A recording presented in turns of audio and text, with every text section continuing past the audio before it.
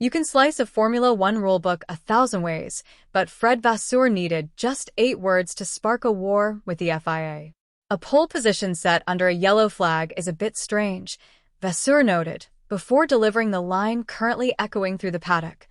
Very often, the coin always lands in Mercedes' favor. What happened in the final 90 seconds of qualifying at the Red Bull Ring was not just a technicality.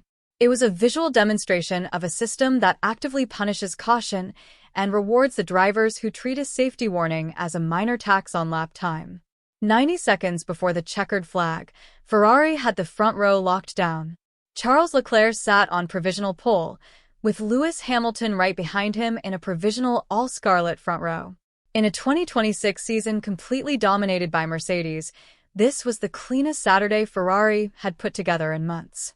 The garage knew it, the pit wall knew it, and for one brief moment, the technical giants of the grid were looking up at Ferrari from below.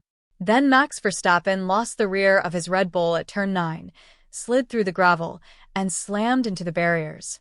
Verstappen's crash created a massive sporting paradox. A car was stranded in the fast right-hander of turn 9 just as George Russell, Lando Norris, and Oscar Piastri were arriving at full speed. The track marshals immediately waved a single yellow flag. Under the FIA regulations, a yellow flag is a direct safety instruction. Slow down, be prepared to change direction, because a hazard is ahead. But on a flying qualifying lap, safety and speed point in opposite directions. You cannot legally lift for a safety hazard and simultaneously set the fastest lap of the session. Except because of a massive loophole in the telemetry tracking, George Russell did exactly that. Russell crossed the line with a 1 minute, 6.113. It was 0.2 faster than Leclerc and nearly 0.3 faster than Hamilton. Mercedes instantly went to pole, and Ferrari was shuffled back to the second row. The entire controversy hinges on the exact physics of the lift. When the stewards pulled up Russell's telemetry, the data showed he came off the throttle on the approach to turn 9. He lifted for roughly 100 meters, giving back about 1/10 of performance. But because he entered the corner 0.5 up on his previous lap, he had enough margin in hand to absorb the safety penalty and still take pole position. The structural flaw in the system becomes glaringly obvious when you look at Russell's teammate, Kimi Antonelli. Antonelli was a few car lengths behind Russell, running a lap that was easily on pace for the front row.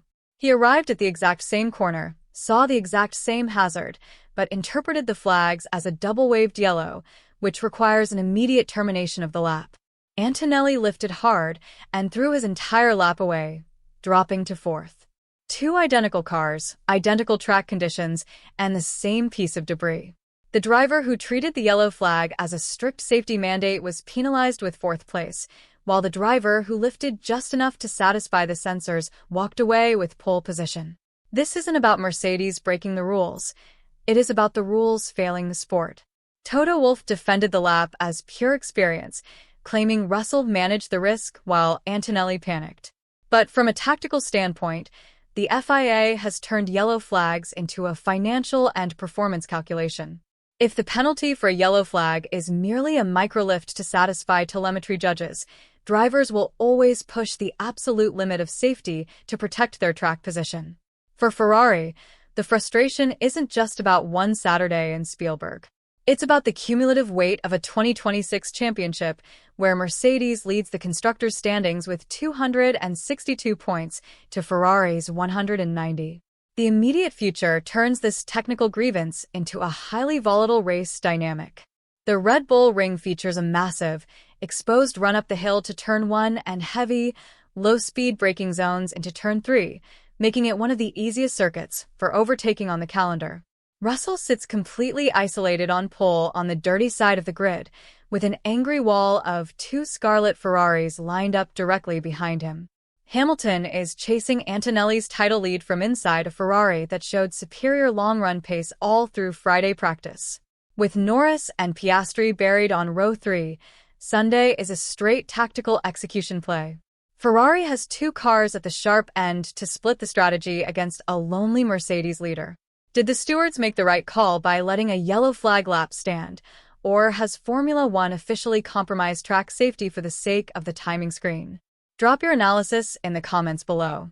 Hit that subscribe button, turn on notifications, and join the Overcut crew as we track how this paddock war unfolds when the lights go out.